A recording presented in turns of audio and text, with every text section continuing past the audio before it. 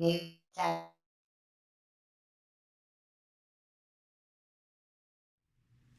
everyone, it's Andy Tech from Check New Tech, and I am back with my full review of the OnePlus 8T Plus. I got this 3 months ago, and I know a lot of the comments from my previous unboxing said, why don't you use it longer? Why don't you tell us about more of these features? So I kept this as my daily driver for a record 3 months, 3 full months of usage from one phone. I know I had other phones to review and unbox, and I just did the unboxings, but for this one, I actually use this as my daily driver. So I could give you an honest to goodness review of what I liked, what I disliked, where it could improve. So overall, I'm going to talk about some of the high level features. I'm going to show you some of the cool features. I'm going to talk about some things I dislike and give you my final thoughts. So one thing I absolutely loved about the phone, which I'm going to start with, was there was no lag. I'm probably going to mention this several times in the video, but from other flagship phones, you see some sort of lag after several months of usage. And yes, this had the previous generation Snapdragon processor. It did not have the 885. I believe this one had the 865. So I was expecting to see some sort of lag, but 12 gigs of RAM and the 865 were more than enough. I didn't notice any performance degradation from using the newest apps and the newest games on this phone and installing multiple ones. It has tons of storage. 256 was a great option. I was worried that 128 would get full really quickly with photos and videos. One underwhelming part of this was the photos. The photos were definitely on the lower end side compared to all the other phones.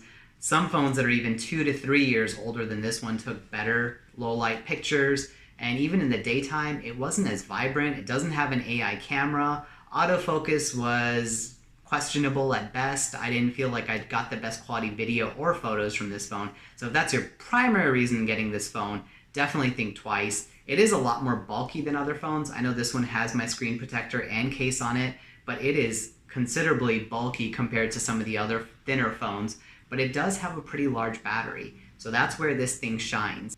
And the charger is lightning fast on this phone. I cannot stress that enough.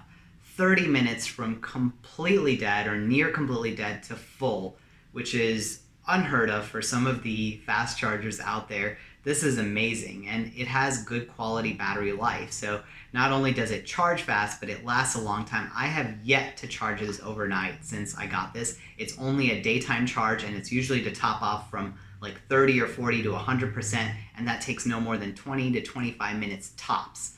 Usually it's even under that. So if you just need a quick boost and you only have 10 minutes, you're going to get about 50% battery life from this. So they were not lying when they were marketing the OnePlus 8T. I do miss wireless charging. I have tons of wireless chargers around my house because I've had Samsung flagship phones for several years now. So that is one part where I am a little bit unhappy because I feel like it'd be nice to just put it on a wireless charger when I need it. But I feel like the fast charging kind of makes up for that. So that's really a great part of this. And some apps and games are locked to 60 hertz, so you can't take advantage of the 120 hertz. But overall, I've had such a great experience with this phone, and I'm so excited that I got this, especially over the S21, which I will review soon. But I feel like this one was definitely a better buy other than the camera. But if you're going to take pictures and videos, like I said, you may want to consider Samsung because they have some of the best cameras out there along with the iPhones. Something I absolutely love about this phone is the always on display. It doesn't take up that much battery. It displays in monochrome and it's really light, so it's easy to see as well, even in the sunlight. And then your fingerprint reader is right here when you need to unlock it, so you can unlock it from the front, which is really cool. And also what I like is the 120 hertz display. The scrolling is really amazing. It's so smooth, it's so fluid.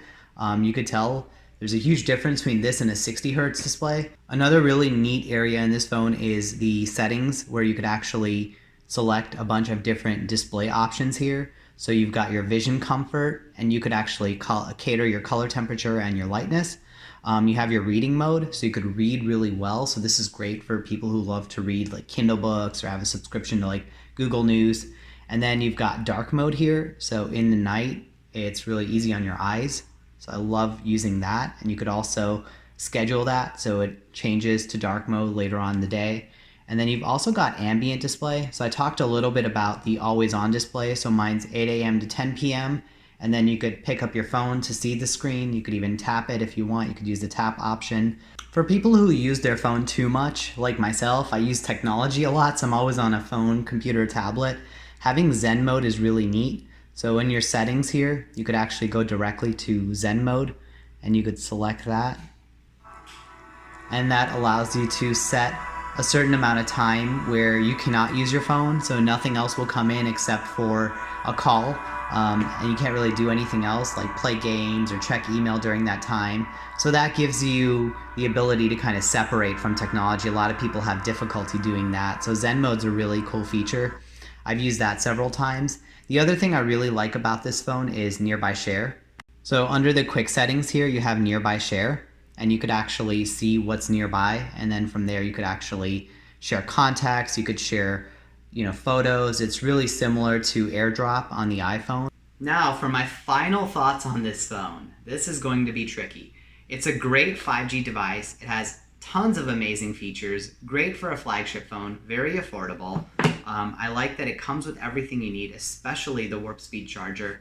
But there are some downsides to it. So if you, like I said, if you value having a thinner phone, if you value having a fancier design, if you value pictures and photos more than anything, then you might want to consider a phone from Samsung or iPhone. But if you want expandable storage, you might be limited. You actually have to get more mediocre, medium tier phones. You can't actually get the flagship phones because not too many of them have expandable storage through an SD card anymore. But on the other hand, if you value affordability, if you actually like a really good performing phone, something that's going to last you a long time, they're going to have 3 Android releases for this guaranteed. So you're not only going to get 11, you're going to get 12, 13, 14. So that's going to take you at least 3 years, 3.5 years to get through. So they're going to have good support for it. And if you also value just having a good display with the 120 hertz and great sound, Dolby Atmos speakers, then you seriously want to consider this. So because of those reasons, I'm actually going to give it a